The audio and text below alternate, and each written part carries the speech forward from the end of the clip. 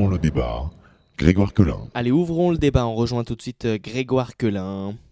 À partir de la polémique issue de la pub Dove, ouvrons le débat et parlons réseaux sociaux, communication et désinformation.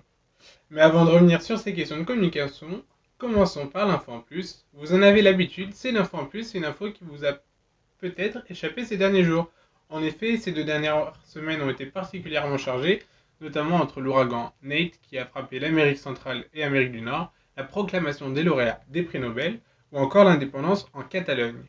Vous avez peut-être raté la célébration des premiers mariages homosexuels en Allemagne, mariage pour tous entré en vigueur le 1er octobre. Également, on peut constater les premières adoptions de couples homosexuels dans ce même pays. Les mentalités continuent donc d'évoluer en Europe. Retour désormais sur notre actualité, le pouvoir des réseaux sociaux. Tout commence vendredi 6 octobre, Naomi Blake, make-up artiste américaine, réalise un photomontage issu d'une publicité de la marque de produits Dove. Suivie par près de 60 000 personnes sur les réseaux sociaux, elle déclenche ainsi une vaste polémique. La photo tourne rapidement, s'échange aux États-Unis comme en France. Le pitch est très simple, une femme noire enlève son t-shirt, une femme blanche apparaît, le tout accompagné du liquide Dove.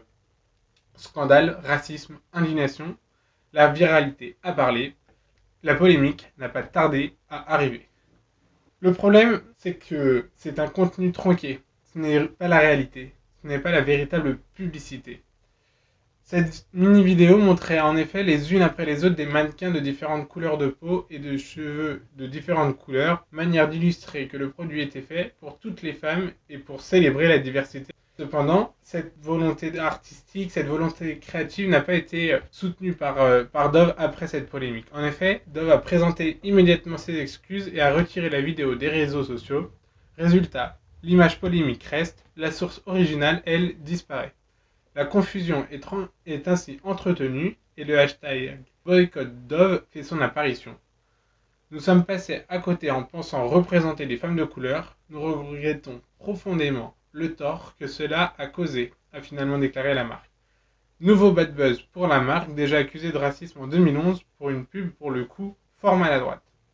Mais comment peut-on expliquer une telle communication de crise ? On a également eu une réaction. Lola Ogunyemi, la première mannequin à apparaître dans la publicité, est elle-même intervenue publiquement afin de défendre la pub. Je suis la femme de la publicité Dove, jugée raciste, je ne suis pas une victime.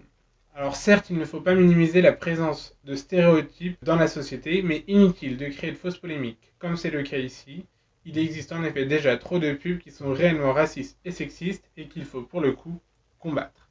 Alors quelles leçons peut-on en tirer ? Avant de juger, il faut toujours penser à vérifier les sources d'informations, de relais, ne jamais négliger cette vérification. Cela peut en effet permettre d'éviter de fausses polémiques. Car oui, les réseaux sociaux sont libres, totalement libres, tout peut y circuler. Avantage ou inconvénient, la question se pose. Les réseaux sociaux et plus largement le médium internet nécessitent-ils un contrôle ?